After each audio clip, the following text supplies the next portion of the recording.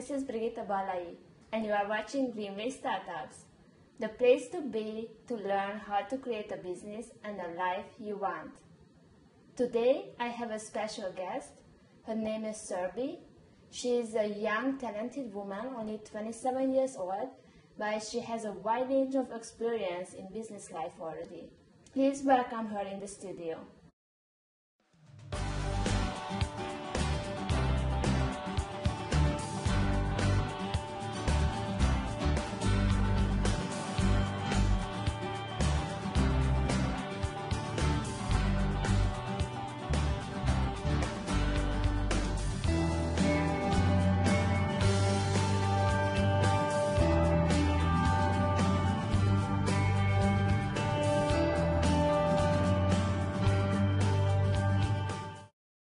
Welcome, Surbhi, to the show. Thank you for having me.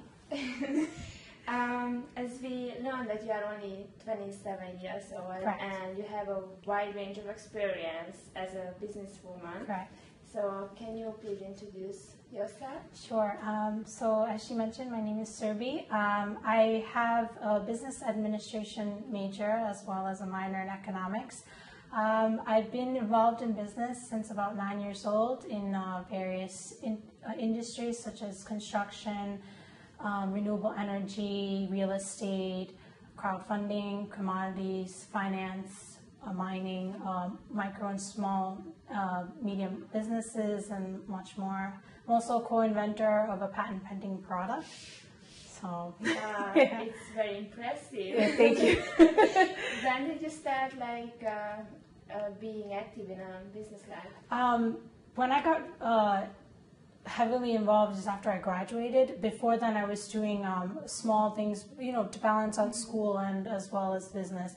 But after I graduated college, I got involved full time, and I work with my dad as well as I have my own company. So our businesses, work basically on side by side and together. Yeah. So, Surbhi, thank you very much for your introduction. Thank you. I'm happy to have you here today. Our topic today is just to talk about how to start a business. Okay. And so, as you have wide range of experience, tell me, what would you recommend for somebody who is thinking about to start their own business?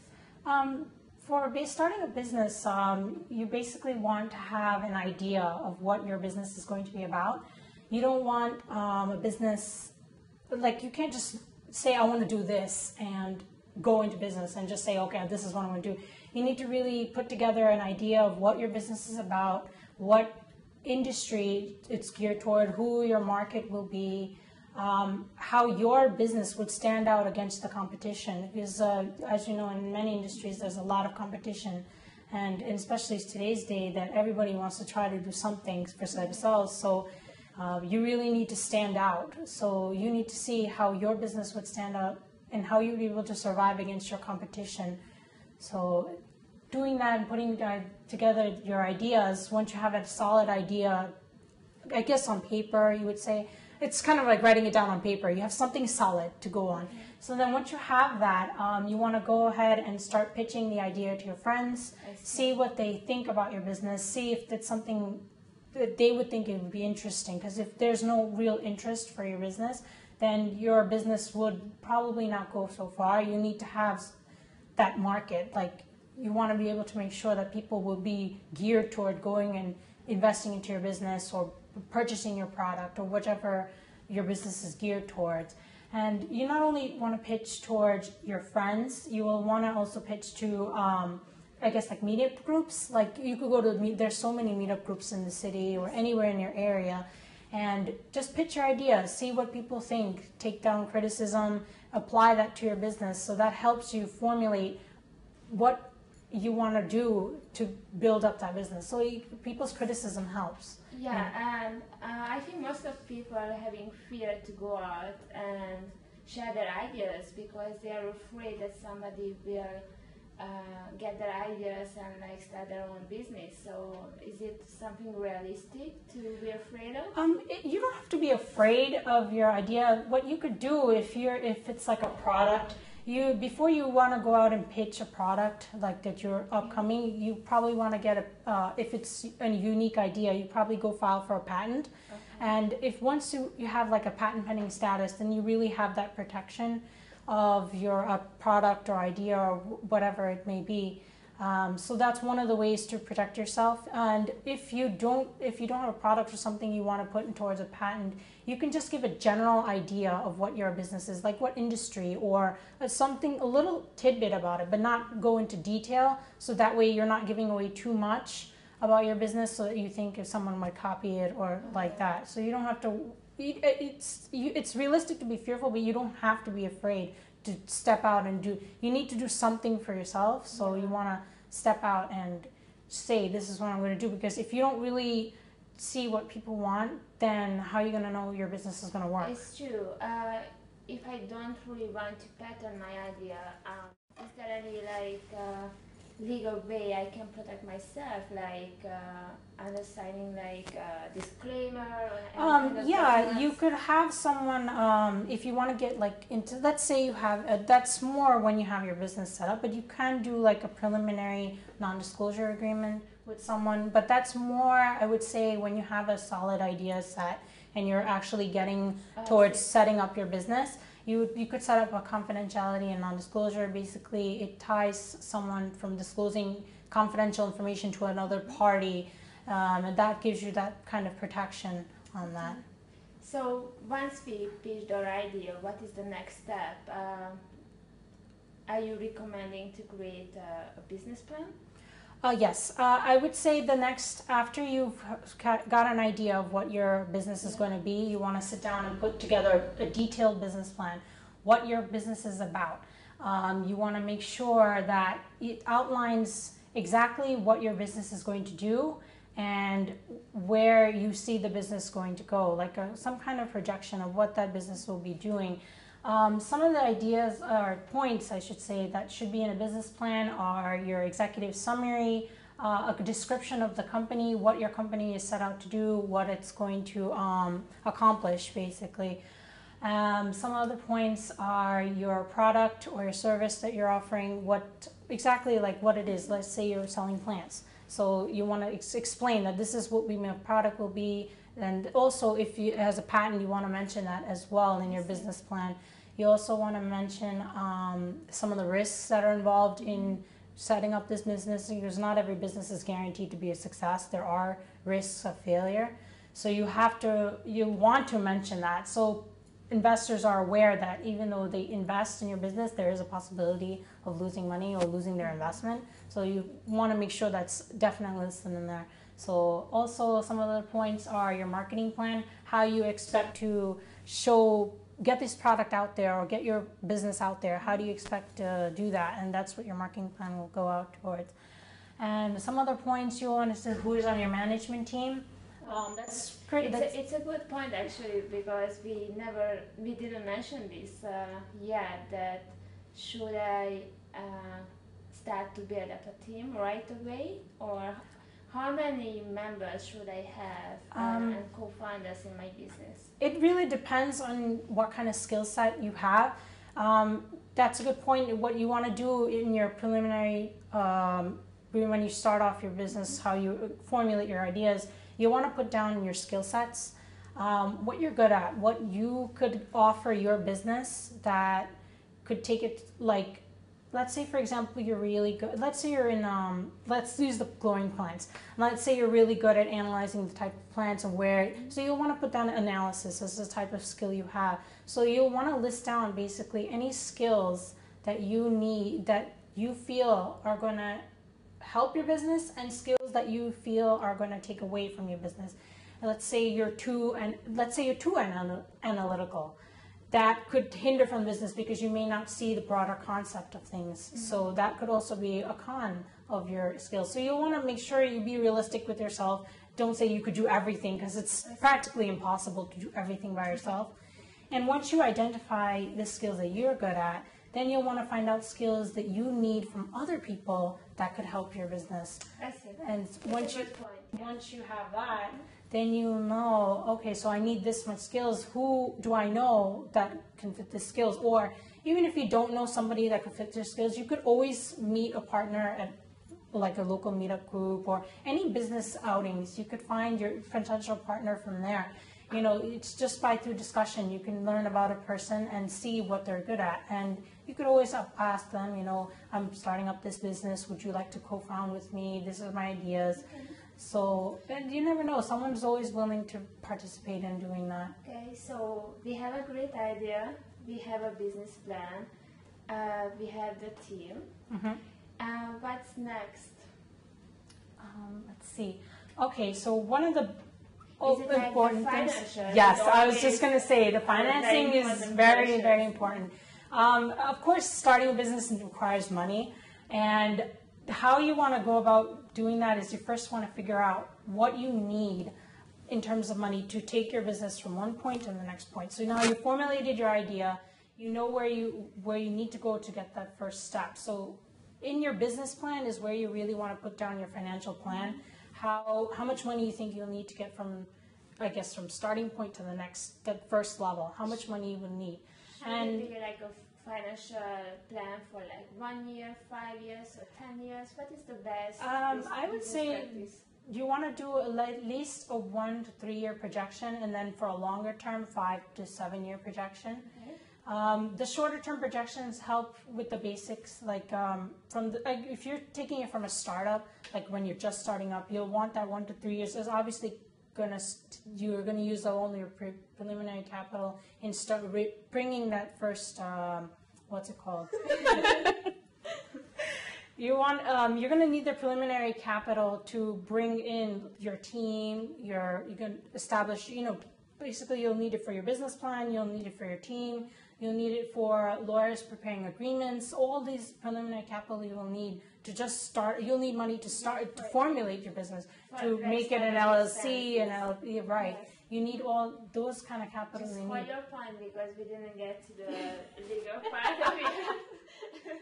So let's get back to the original question, like financials. How can I get money? From what are my options? Your options, there's quite a few options. Your personal savings, whatever money you've saved up so far, you can use that towards it, towards your investment into your business. You can also ask for money from friends and family. There's also, you can take a loan from a bank. Okay. Then you can also... Is it easy to get a loan for a startup business from a bank? It all ties back to your business plan. When you have going for a bank loan, they'll want to take a look at your business plan and see, and it really needs to go into detail about everything, all aspects of that business, the risks, the projections, they'll all need to be there. So they'll want to analyze your business and see what's the, I guess, potential. Like if they feel like that this business won't be able to go forward. Starting out, it's possible to get a business loan from the bank. You can, but it's difficult. It's difficult. Okay. Yeah. And there are other options. There are angel investors. There's also venture capital, hedge fund, private equity. Can you please just in a couple of sentences explain who is an angel investor? Angel investors are seasoned entrepreneurs themselves who have been involved in business or in any other investments, and they are looking to invest into the next generation. They look for ideas and businesses that they feel are going to be like the next Google or something. So they'll invest money into your business after viewing your business plan, and they usually go for either like some kind of convertible debt, or they take a percentage of your ownership in your business. I see. And venture capital? Venture capital is basically, let's say you cannot get capital from any other option out there. This is one of those venture capital funds are one of the options you can get capital from. And venture capitalists tend to invest cash into your business, and they will take ownership share from your business, as well as they'll want to be an active role. Like they'll want to be involved in your business. I see. So it has also advantage and disadvantage then. Any investment option has advantages and disadvantages. What you want to do is you want someone who's financially like a financial advisor. You'll probably want to consult someone who is able to tell you, okay, this is the option that will best suit your business to take it to the next level. You know, because not every option works best for your business. It helps to have someone in your board or in your team who can understand the different types of financing available and what option best would be able to help them take to the next level. I think it's a very interesting topic. It's also very complex. Finance is very complex, yes. So I would suggest to get back to this topic at a later show. Sure, yeah. And we didn't touch the question yet, like what about the legal part of like building up a business? So do you recommend like starting with a lawyer right away and with all the documentation? Yes. You'll definitely want to have a lawyer, but just not only just any lawyer.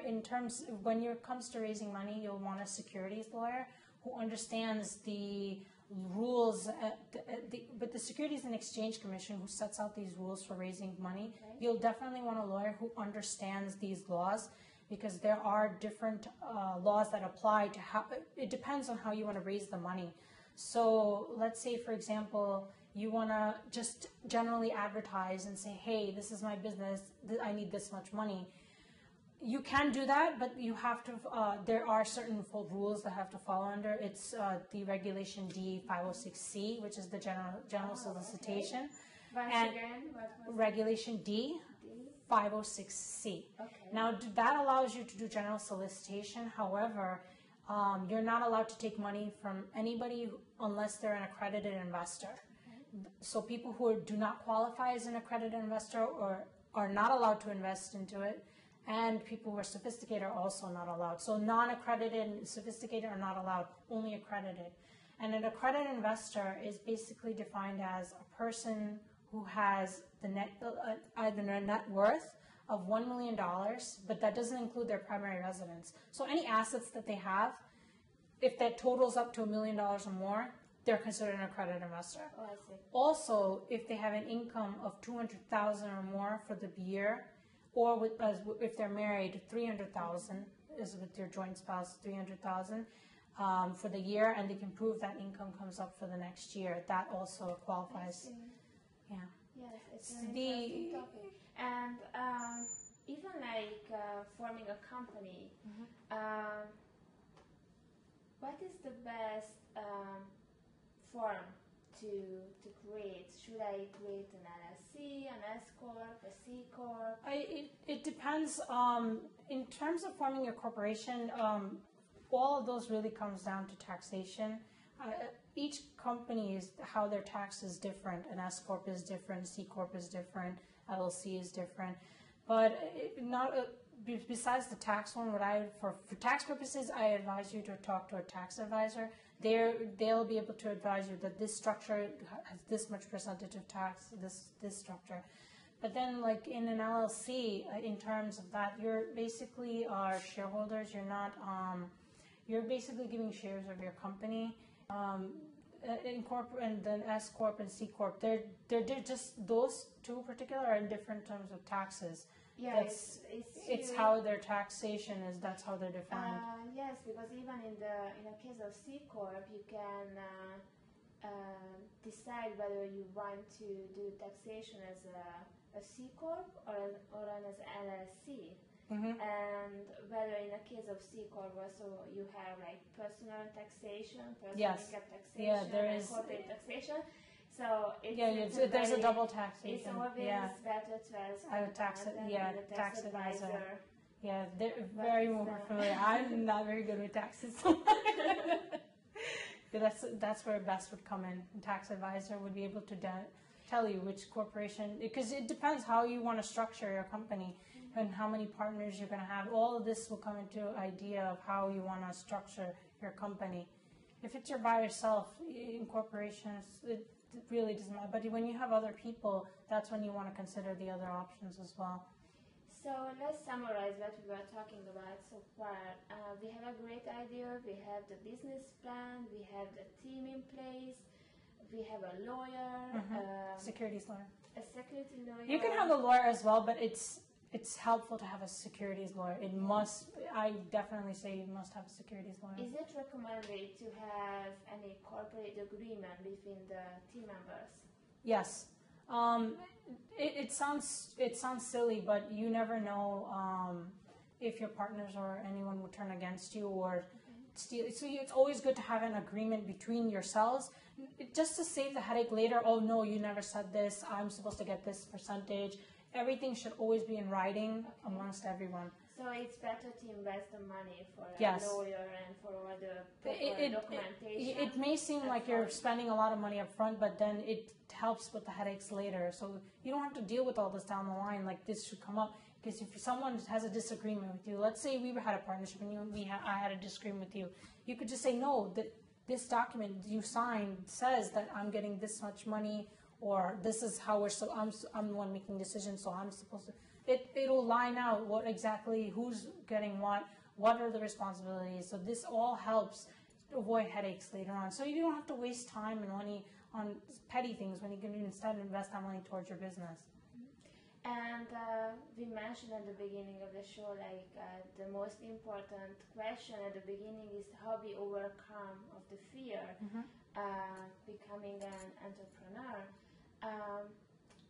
Looking at all of this complexity behind of the scenes, so your recommendation is the best is to structure a business plan and legalize every single step of our idea and business plan, and just stabilize and have a good stable foundation. Yeah, foundation your foundation of your business is important. It basically structures out how your business will take off in the future. Would you start your business as a part-time job, or would you quit your job right away? No, I would not recommend just quitting your job. What I recommend is work part-time on your business, especially when you're in the formulating your idea of your business stage. You want to get down on paper everything you want, what you need, and this you can do part-time while you're working. So you have that income coming in. You shouldn't quit your job and then just say, oh, I'm going to start business and not have no funds to start it, because without the money to start it, then you're really not getting anywhere. You won't be able to go take your business anywhere else if you have no funds to start with. So you'll want that income coming in, so you could at least push your business at the beginning parts along, and that helps, and once you have your business set, you have your business plan, everything is, you have that ready to go, pretty much like the ready to go stage, then you'll want to be able to put yourself, dedicate full time. Even if you get to the point where you have your business plan set, you know who you want your team, you can even quit then and then just focus on getting into that first part where you want to go out and market your business, get the funds, or even go for fundraising and to bring in some initial capital. Yeah. Thank you very much, Surbhi, for being here today. Thank you for having me. And hopefully we will see each other soon again, and we will see you in the next show as well. Okay, thank you. Thank you very much.